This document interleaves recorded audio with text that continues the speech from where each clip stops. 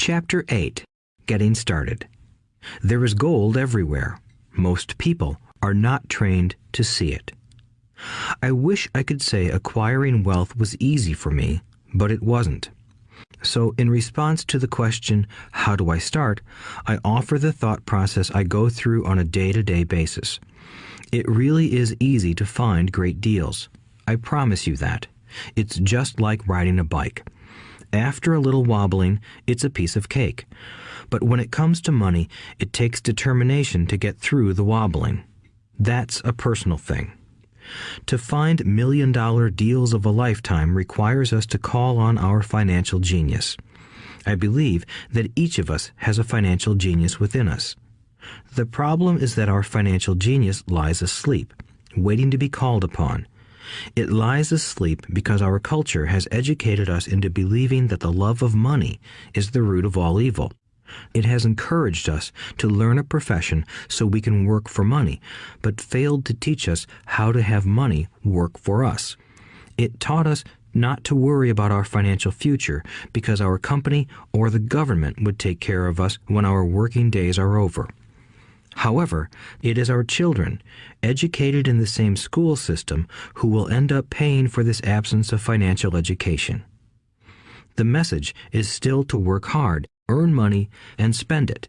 And when we run short, we can always borrow more. Unfortunately, 90% of the Western world subscribes to the above dogma, simply because it's easier to find a job and work for money. If you are not one of the masses, I offer you the following 10 steps to awaken your financial genius. I simply offer you the steps I have personally followed. If you want to follow some of them, great. If you don't, make up your own.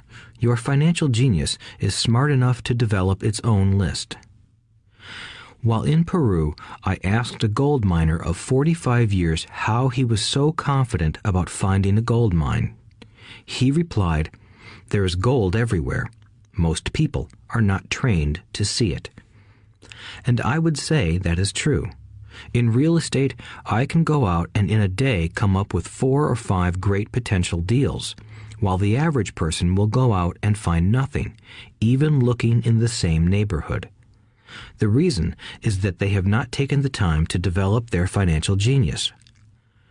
I offer you the following 10 steps as a process to develop your God-given powers, powers over which only you have control.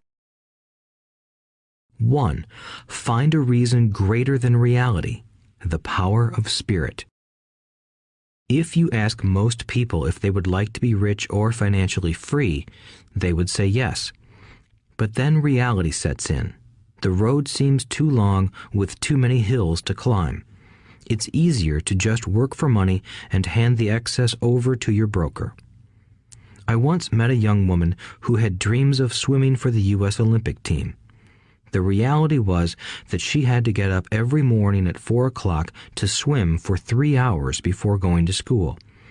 She did not party with her friends on Saturday night. She had to study and keep her grades up, just like everyone else. When I asked her what fueled her superhuman ambition and sacrifice, she simply said, "I do it for myself and the people I love. It's love that gets me over the hurdles and sacrifices." A reason or a purpose is a combination of wants and don't wants. When people ask me what my reason for wanting to be rich is, I tell them that it is a combination of deep emotional wants and don't wants. I will list a few. First, the don't wants, for they create the wants. I don't want to work all my life. I don't want what my parents aspired for, which was job security and a house in the suburbs. I don't like being an employee. I hated that my dad always missed my football games because he was so busy working on his career. I hated it when my dad worked hard all his life and the government took most of what he worked for at his death. He could not even pass on what he worked so hard for when he died. The rich don't do that. They work hard and pass it on to their children. Now, the wants. I want to be free to travel the world and live in the lifestyle I love. I want to be young when I do this. I want to simply be free. I want control over my time and my life. I want money to work for me. Those are my deep-seated emotional reasons. What are yours? If they are not strong enough, then the reality of the road ahead may be greater than your reasons. I have lost money and been set back many times, but it was the deep emotional reasons that kept me standing up and going forward. I wanted to be free by age 40, but it took me until I was 47, with many learning experiences along the way. As I said, I wish I could say it was easy. It wasn't, but it wasn't that hard either. I've learned that without a strong reason or purpose, anything in life is hard. If you do not have a strong reason, there is no sense listening further. It will sound like too much work. 2. Make daily choices. The power of choice. Choice is the main reason people want to live in a free country. We want the power to choose. Financially, with every dollar we get in our hands, we hold the power to choose our future, to be rich, poor, or middle class. Our spending habits reflect who we are. Poor people simply have poor spending habits. The benefit I had as a boy was that I loved playing Monopoly constantly. Nobody told me Monopoly was only for kids, so I just kept playing the game as an adult. I also had a rich dad who pointed out to me the difference between an asset and a liability. So a long time ago, as a little boy, I chose to be rich, and I knew that all I had to do was learn to acquire assets, real assets. My best friend, Mike, had an asset column handed to him, but he still had to choose to learn to keep it. Many rich families lose their assets in the next generation simply because there was no one trained to be a good steward over their assets. Most people choose not to be rich. For 90% of the population, being rich is too much of a hassle. So they invent sayings that go, "I'm not interested in money. I'll never be rich. I don't have to worry. I'm still young. When I make some money, then I'll think about my future. My husband or wife handles the finances." The problem with those statements is that they rob the person who chooses to think such thoughts of two things. One is time, which is your most precious asset. The second is learning. Having no money should not be an excuse to not learn, but that is a choice we all make daily. The choice of what we do with our time, our money, and what we put in our heads. That is the power of choice. All of us have choice. I just choose to be rich, and I make that choice every day. Invest first in education. In reality, the only real asset you have is your mind, the most powerful tool we have dominion over. Each of us has the choice of what we put in our brain once we're old enough. You can watch TV, read golf magazines, or go to ceramics class or a class on financial planning. You choose. Most people simply buy investments rather than first investing in learning about investing. A friend of mine recently had her apartment burglarized. The thieves took her electronics and left all the books. And we all have that same choice. 90% of the population buys TV sets, and only about 10% buy business books. So what do? I go to seminars. I like it when they are at least 2 days long because I like to immerse myself in a subject.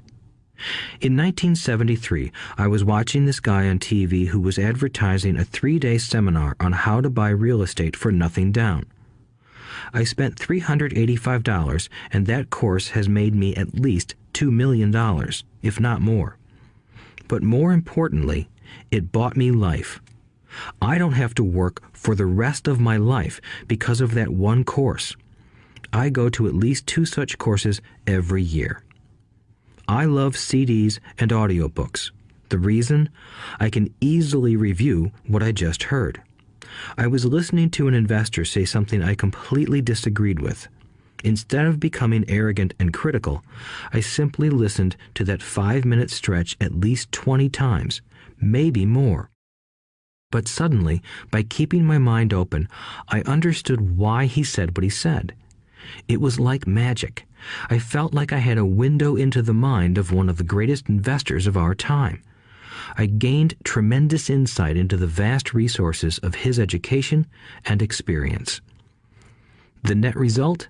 I still have the old way I used to think, and I now have a new way of looking at the same problem or situation. I have two ways to analyze a problem or trend, and that is priceless. Today, I often say, how would Donald Trump do this, or Warren Buffett, or George Soros? The only way I can access their vast mental power is to be humble enough to read or listen to what they have to say. Arrogant or critical people are often people with low self-esteem who are afraid of taking risks. That's because if you learn something new, you are then required to make mistakes in order to fully understand what you have learned. If you have listened this far, arrogance is not one of your problems. Arrogant people rarely read or listen to experts. Why should they? They are the center of the universe. There are so many intelligent people who argue or defend when a new idea clashes with the way they think. In this case, their so-called intelligence combined with arrogance equals ignorance. Each of us knows people who are highly educated or believe they are smart, but their balance sheet paints a different picture. A truly intelligent person welcomes new ideas, for new ideas can add to the synergy of other accumulated ideas. Listening is more important than talking. If that were not true, God would not have given us 2 ears and only 1 mouth. Too many people think with their mouth instead of listening in order to absorb new ideas and possibilities. They argue instead of asking questions. I take a long view on my wealth. I do not subscribe to the get-rich-quick mentality most lottery players or casino gamblers have. I may go in and out of stocks, but I am long on education. If you want to fly an airplane, I advise taking lessons first. I am always shocked at people who buy stocks or real estate but never invest in their greatest asset, their mind. Just because you bought a house or two does not make you an expert at real estate. 3. Choose friends carefully. The power of association. First of all, I do not choose my friends by their financial statements. I have friends who have actually taken a vow of poverty, as well as friends who earn millions every year. The point is that I learn from all of them. Now, I will admit that there are people I have actually sought out because they had money. But I was not after their money. I was seeking their knowledge. In some cases, these people who had money have become dear friends. I've noticed that my friends with money talk about money. They don't do it to brag. They're interested in the subject. So I learn from them, and they learn from me. My friends who are in dire financial straits do not like talking about money, business, or investing. They often think it rude or unintellectual. So I also learn from my friends who struggle financially. I find out what not to do. I have several friends who have generated over $1 billion in their short lifetimes. The 3 of them report the same phenomenon. Their friends who have no money have never come to them to ask them how they did it, but they do come asking for one of 2 things, or both, a loan or a job. Warning: don't listen to poor or frightened people. I have such friends, and while I love them dearly, they are the Chicken Littles of life. To them, when it comes to money, especially investments, it's always, the sky is falling, the sky is falling. They can always tell you why something won't work. The problem is that people listen to them. But people who blindly accept doom and gloom information are also Chicken Littles. As that old saying goes, birds of a feather flock together. If you watch business channels on TV, they often have a panel of so-called experts. One expert will say the market is going to crash, and the other will say it's going to boom. If you're smart, you listen to both. Keep your mind open because both have valid points. Unfortunately, most poor people listen to Chicken Little. I have had many close friends try to talk me out of a deal or an investment. Not long ago, a friend told me he was excited because he found a 6% certificate of deposit. I told him I earned 16% from the state government. The next day, he sent me an article about why my investment was dangerous. I have received 16% for years now, and he still receives 6%. I would say that one of the hardest things about wealth building is to be true to yourself and to be willing to not go along with the crowd. This is because, in the market, it is usually the crowd that shows up late that is slaughtered.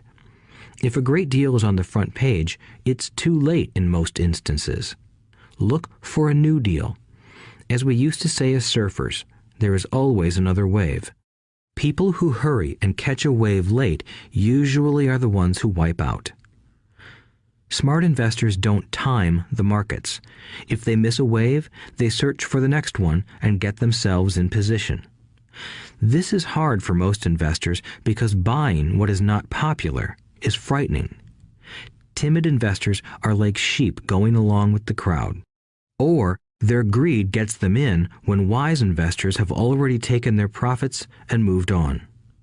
Wise investors buy an investment when it's not popular. They know their profits are made when they buy, not when they sell. They wait patiently. As I said, they do not time the market. Just like a surfer, they get in position for the next big swell. It's all insider trading. There are forms of insider trading that are illegal, and there are forms of insider trading that are legal. But either way, it's insider trading. The only distinction is, how far away from the inside are you? The reason you want to have rich friends is because that is where the money is made. It's made on information. You want to hear about the next boom, get in and get out before the next bust.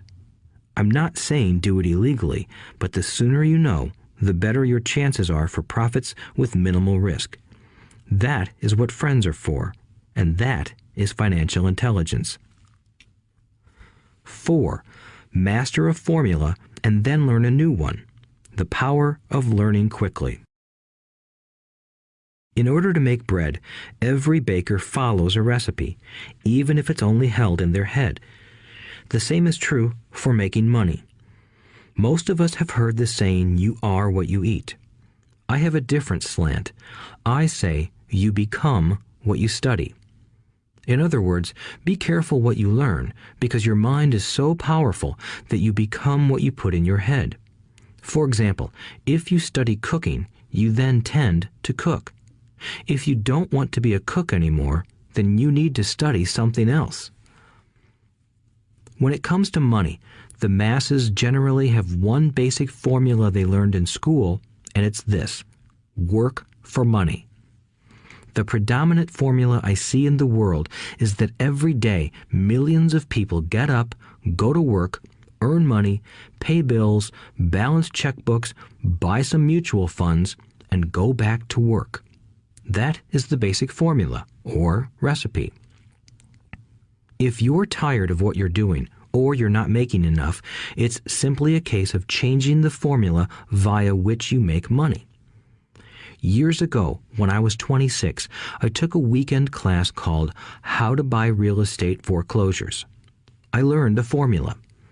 The next trick was to have the discipline to actually put into action what I had learned. That is where most people stop. For 3 years, while working for Xerox, I spent my spare time learning to master the art of buying foreclosures. I've made several $1,000,000 using that formula. So, after I mastered that formula, I went in search of other formulas. For many of the classes, I did not directly use the information I learned, but I always learned something new. I have attended classes designed for derivative traders, commodity option traders, and chaologists. I was way out of my league, being in a room full of people with doctorates in nuclear physics and space science. Yet, I learned a lot that made my stock and real estate investing more meaningful and lucrative. Most junior colleges and community colleges have classes on financial planning and buying traditional investments. They are good places to start, but I always search for a faster formula. That is why, on a fairly regular basis, I make more in a day than many people will make in their lifetime. Another side note, in today's fast-changing world, it's not so much what you know anymore that counts, because often what you know is old. It is how fast you learn. That skill is priceless. It's priceless in finding faster formulas, recipes, if you will, for making dough. Working hard for money is an old formula born in the day of cavemen. 5. Pay yourself first. The power of self-discipline. If you cannot get control of yourself, do not try to get rich. It makes no sense to invest, make money, and blow it. It is the lack of self-discipline that causes most lottery winners to go broke soon after winning millions. It is the lack of self-discipline that causes people who get a raise to immediately go out and buy a new car or take a cruise. It is difficult to say which of the 10 steps is the most important, but of all the steps, this step is probably the most difficult to master if it is not already a part of your makeup. I would venture to say that personal self-discipline is the number one delineating factor between the rich, the poor, and the middle class. Simply put, people who have low self-esteem and low tolerance for financial pressure can never be rich. As I have said, a lesson learned from my rich dad was that the world will push you around. The world pushes people around, not because other people are bullies, but because the individual lacks internal control and discipline.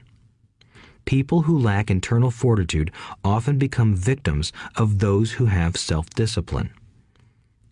In the entrepreneur classes I teach, I constantly remind people to not focus on their product, service, or widget, but to focus on developing management skills. The 3 most important management skills necessary to start your own business are management of 1. Cash flow, 2. People, 3. Personal time. I would say the skills to manage these 3 apply to anything, not just entrepreneurs. The 3 matter in the way you live your life as an individual or as part of a family, a business, a charitable organization, a city, or a nation. Each of these skills is enhanced by the mastery of self-discipline. I do not take the saying, "pay yourself first," lightly.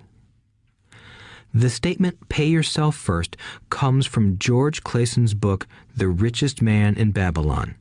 Millions of copies have been sold. But while millions of people freely repeat that powerful statement, few follow the advice. As I said, financial literacy allows one to read numbers, and numbers tell the story. By looking at a person's income statement and balance sheet, I can readily see if people who spout the words, "pay yourself first," actually practice what they preach. In reality, each month, many allocate money to their asset column before they pay their monthly expenses. Although millions of people have read Clayson's book and understand the words, "pay yourself first," in reality, they pay themselves last. Now, I can hear the howls from those of you who sincerely believe in paying your bills first, and I can hear all the responsible people who pay their bills on time. I am not saying be irresponsible and not pay your bills. All I am saying is do what the book says, which is pay yourself first. If you can truly begin to understand the power of cash flow, you will soon realize why 90% of people work hard all their lives and need government support like Social Security when they are no longer able to work. Kim and I have had many bookkeepers, accountants, and bankers who have had a major problem with this way of looking at pay yourself first. The reason is that these financial professionals actually do what the masses do. They pay themselves last. There have been times in my life when, for whatever reason, cash flow was far less than my bills. I still paid myself first. My accountant and bookkeeper screamed in panic. They're going to come after you. The IRS is going to put you in jail. You're going to ruin your credit rating. They'll cut off the electricity. I still paid myself first. Why, you ask? Because that's what the story, The Richest Man in Babylon, was all about. The power of self-discipline and the power of internal fortitude. As my rich dad taught me the first month I worked for him, most people allow the world to push them around. A bill collector calls and you pay or else. A sales clerk says, "Oh, just put it on your charge card." Your real estate agent tells you, "Go ahead. The government allows you a tax deduction on your home." That is what the book is really about. Having the guts to go against the tide and get rich. You may not be weak, but when it comes to money, many people get wimpy. I am not saying be irresponsible. The reason I don't have high credit card debt and doodad debt is because I pay myself first. The reason I minimize my income is because I don't want to pay it to the government. That is why my income comes from my asset column through a Nevada corporation. If I work for money, the government takes it. Although I pay my bills last, I am financially astute enough to not get into a tough financial situation. I don't like consumer debt. I actually have liabilities that are higher than 99% of the population, but I don't pay for them. Other people pay for my liabilities. They're called tenants. So rule number 1 in paying yourself first is don't get into debt in the first place. Although I pay my bills last, I set it up to have only small, unimportant bills that are due. When I occasionally come up short, I still pay myself first. I let the creditors and even the government scream. I like it when they get tough. Why? Because those guys do me a favor. They inspire me to go out and create more money. So I pay myself first, invest the money, and let the creditors yell. I generally pay them right away anyway. Kim and I have excellent credit. We just don't cave into pressure and spend our savings or liquidate stocks to pay for consumer debt. That is not too financially intelligent. To successfully pay yourself first, keep the following in mind. 1. Don't get into large debt positions that you have to pay for. Keep your expenses low. Build up assets first. Then buy the big house or nice car. Being stuck in the rat race is not intelligent. 2. When you come up short, let the pressure build and don't dip into your savings or investments. Use the pressure to inspire your financial genius to come up with new ways of making more money and then pay your bills. You will have increased your ability to make more money as well as your financial intelligence.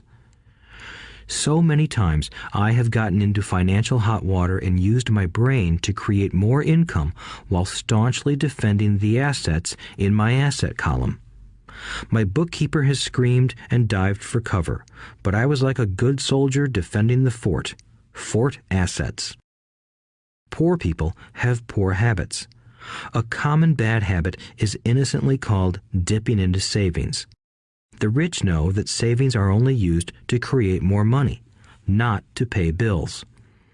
I know that sounds tough, but as I said, if you're not tough inside, the world will always push you around anyway. If you do not like financial pressure, then find a formula that works for you. A good one is to cut expenses, put your money in the bank, pay more than your fair share of income tax, buy safe mutual funds, and take the vow of the average. But this violates the pay yourself first rule.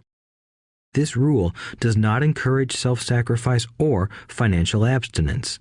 It doesn't mean pay yourself first and starve. Life was meant to be enjoyed. If you call on your financial genius, you can have all the goodies of life, get rich, and pay bills. And that is financial intelligence. 6. Pay your brokers well. The power of good advice. Sometimes I see people posting a sign in front of their house that says, "For sale by owner." Or I see people on TV claiming to be discount brokers. My rich dad taught me to take the opposite approach. He believed in paying professionals well, and I have adopted that policy also.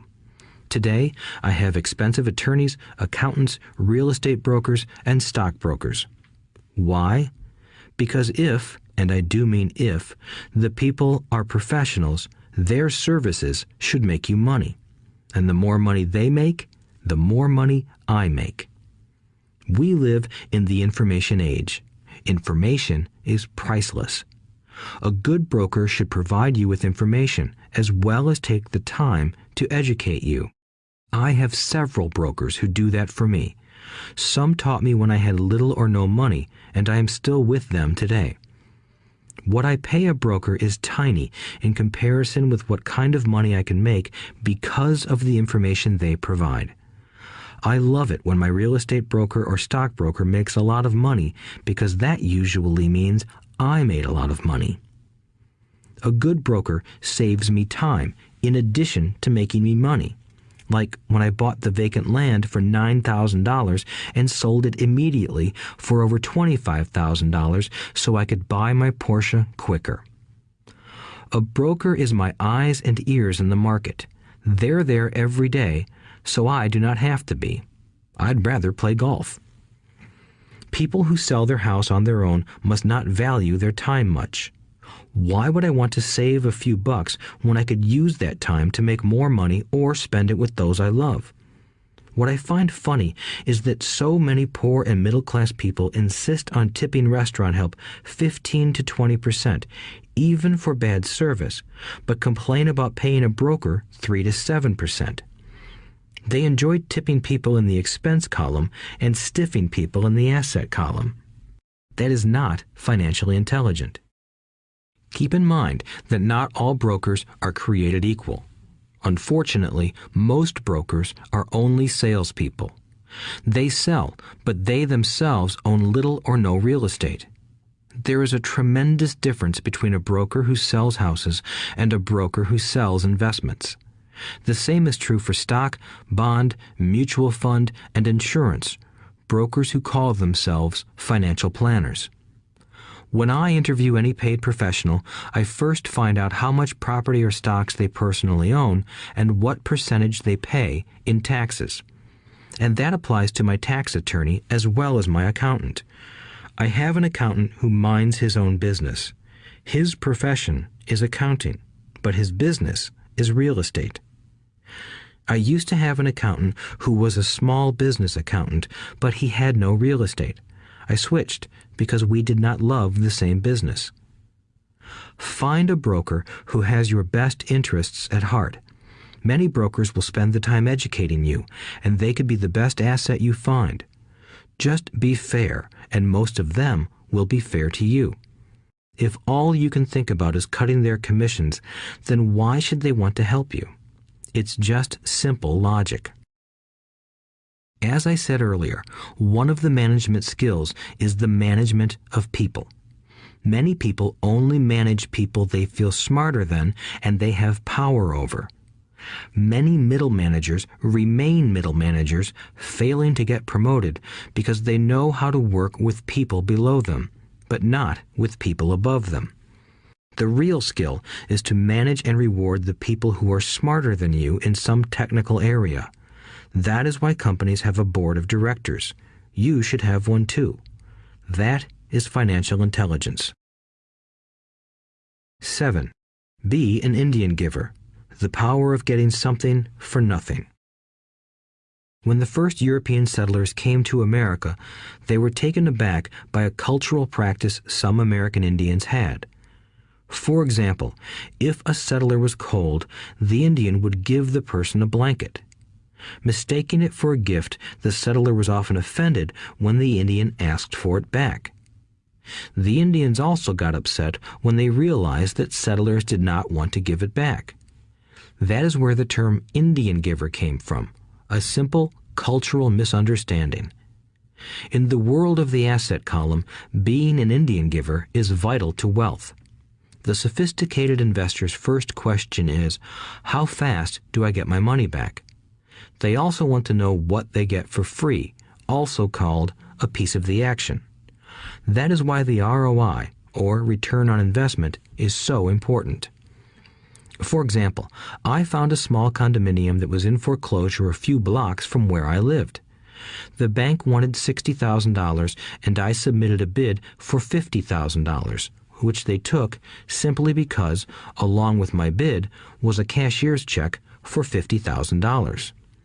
They realized I was serious. Most investors would say, "Aren't you tying up a lot of cash? Would it not be better to get a loan on it?" The answer is, not in this case. My investment company uses this condominium as a vacation rental in the winter months when the snowbirds come to Arizona. It rents for $2,500 a month for 4 months out of the year. For rental during the off-season, it rents for only $1,000 a month. I had my money back in about 3 years. Now I own this asset, which pumps money out for me, month in and month out. The same is done with stocks. Frequently, my broker calls and recommends I move a sizable amount of money into the stock of a company that he feels is just about to make a move that will add value to the stock, like announcing a new product. I will move my money in for a week to a month while the stock moves up. Then I pull my initial dollar amount out and stop worrying about the fluctuations of the market because my initial money is back and ready to work on another asset. So my money goes in, and then it comes out, and I own an asset that was technically free. True, I have lost money on many occasions, but I only play with money I can afford to lose. I would say, on an average 10 investments, I hit home runs on 2 or 3, while 5 or 6 do nothing, and I lose on 2 or 3. But I limit my losses to only the money I have in at that time. People who hate risk put their money in the bank. In the long run, safe savings are better than no savings. But it takes a long time to get your money back, and, in most instances, you don't get anything for free with it. On every one of my investments, there must be an upside, something for free, like a condominium, a mini storage, a piece of free land, a house, stock shares, or an office building. And there must be limited risk, or a low-risk idea. There are books devoted entirely to this subject, so I will not talk about it here. Ray Kroc, of McDonald's fame, sold hamburger franchises, not because he loved hamburgers, but because he wanted the real estate under the franchise for free. So wise investors must look at more than ROI. They look at the assets they get for free once they get their money back. That is financial intelligence. 8. Use assets to buy luxuries. The power of focus. A friend's child has been developing a nasty habit of burning a hole in his pocket. Just 16, he wanted his own car. The excuse? All his friends' parents gave their kids cars. The child wanted to go into his savings and use it for a down payment. That was when his father called me and then came to see me. "Do you think I should let him do it, or should I just buy him a car?" I answered, "It might relieve the pressure in the short term, but what have you taught him in the long term? Can you use this desire to own a car and inspire your son to learn something?" Suddenly, the lights went on and he hurried home. 2 months later, I ran into my friend again. "Does your son have his new car?" I asked. "No, he doesn't, but I gave him $3,000 for the car. I told him to use my money instead of his college money." "Well, that's generous of you," I said. "Not really. The money came with a hitch." "So what was the hitch?" I asked. "Well, first we played your cash flow game. We then had a long discussion about the wise use of money. After that, I gave him a subscription to the Wall Street Journal and a few books on the stock market." "Then what?" I asked. "What was the catch?" I told him that $3,000 was his, but he could not directly buy a car with it. He could use it to find a stockbroker and buy and sell stocks. Once he had made $6,000 with the $3,000, the money would be his for the car, and the $3,000 would go into his college fund. "And what are the results?" I asked. Well, he got lucky early in his trading, but lost everything a few days later. Then he really got interested. Today, I would say he is down $2,000, but his interest is up. He has read all the books I bought him, and he's gone to the library to get more. He reads the Wall Street Journal voraciously, watching for indicators. He's only got $1,000 left, but his interest and learning are sky high. He knows that if he loses that money, he walks for 2 more years. But he does not seem to care. He even seems uninterested in getting a car because he's found a game that is more fun. What happens if he loses all the money? I asked. We'll cross that bridge when we get to it.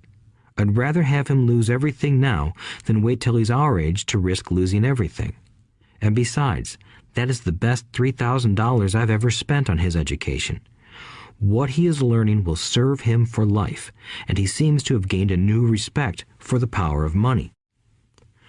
As I said earlier, if a person cannot master the power of self-discipline, it is best not to try to get rich.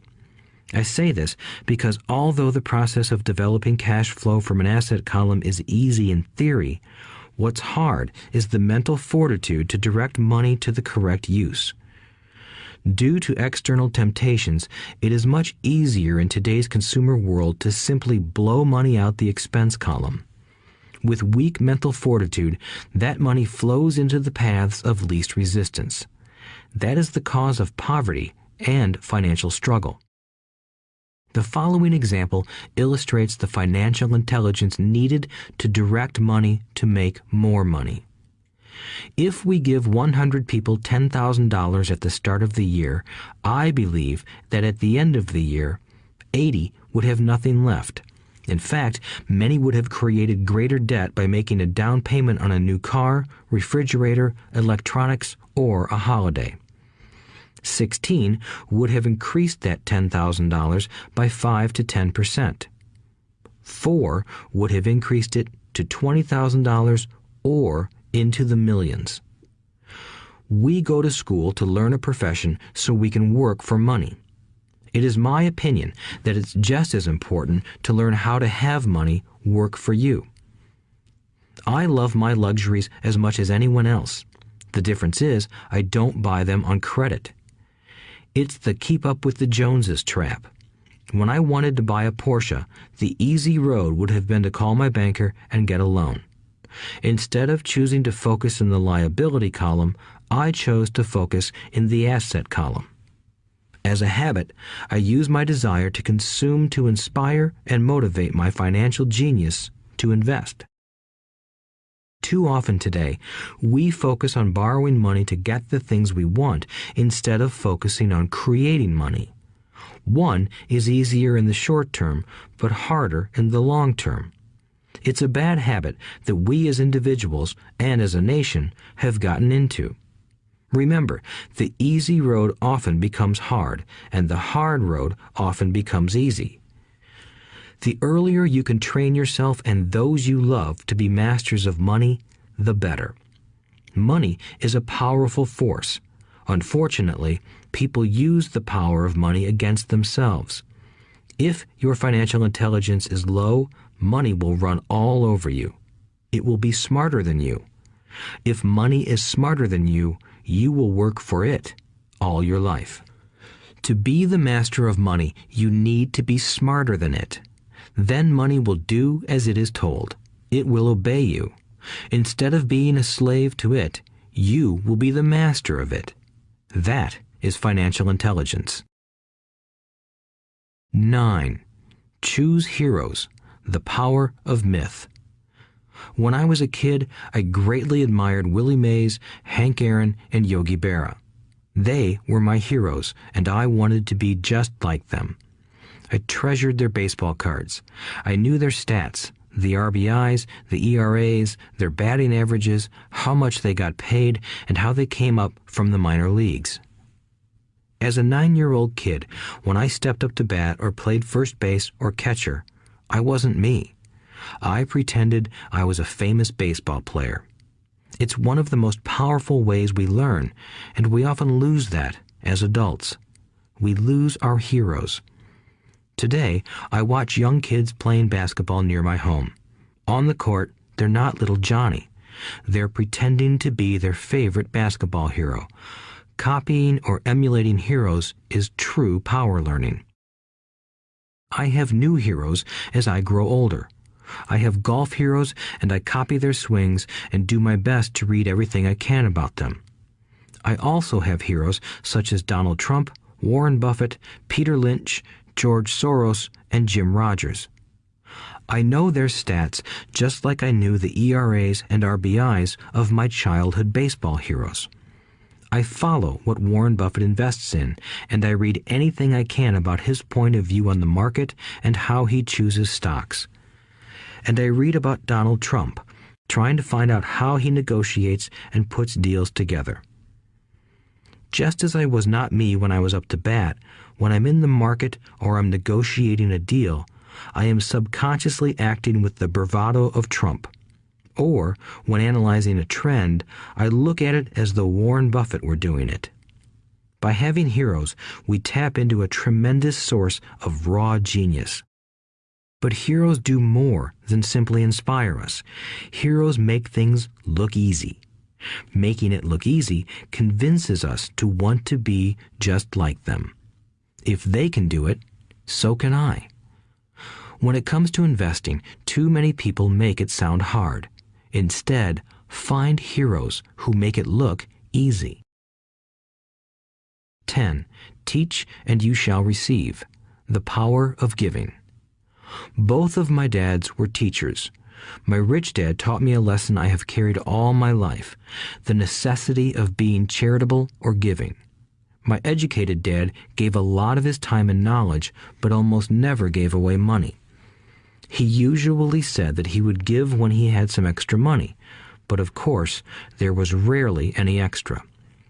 My rich dad gave money as well as education. He believed firmly in tithing. If you want something, you first need to give, he would always say. When he was short of money, he gave money to his church or to his favorite charity. If I could leave one single idea with you, it is that idea. Whenever you feel short or in need of something, give what you want first, and it will come back in buckets. That is true for money, a smile, love, or friendship. I know it is often the last thing a person may want to do, but it has always worked for me. I trust that the principle of reciprocity is true, and I give what I want. I want money, so I give money, and it comes back in multiples. I want sales, so I help someone else sell something, and sales come to me. I want contacts, and I help someone else get contacts. Like magic, contacts come to me. I heard a saying years ago that went, God does not need to receive, but humans need to give. My rich dad would often say, poor people are more greedy than rich people. He would explain that if a person was rich, that person was providing something that other people wanted. In my life, whenever I have felt needy or short of money or short of help, I simply went out or found in my heart what I wanted and decided to give it first. And when I gave, it always came back. It reminds me of the story of the guy sitting with firewood in his arms on a cold, freezing night. He is yelling at the pot-bellied stove, "When you give me some heat, then I'll put some wood in you." And when it comes to money, love, happiness, sales, and contacts, all one needs to remember is to give first. Often, just the process of thinking of what I want and how I could give that to someone else breaks free a torrent of bounty. Whenever I feel that people aren't smiling at me, I simply begin smiling and saying hello. Like magic, the next thing I know, I'm surrounded by smiling people.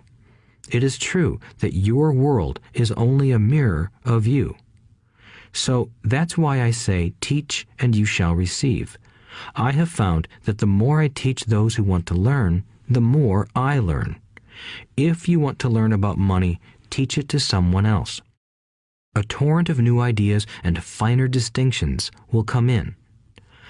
There are times when I have given and nothing has come back, or what I have received is not what I wanted. But upon closer inspection and soul-searching, I was often giving to receive in those instances instead of giving for the joy that giving itself brings. My dad taught teachers, and he became a master teacher. My rich dad always taught young people his way of doing business. In retrospect, it was their generosity with what they knew that made them smarter. There are powers in this world that are much smarter than we are. You can get there on your own, but it's easier with the help of the powers that be. You only need to be generous with what you have.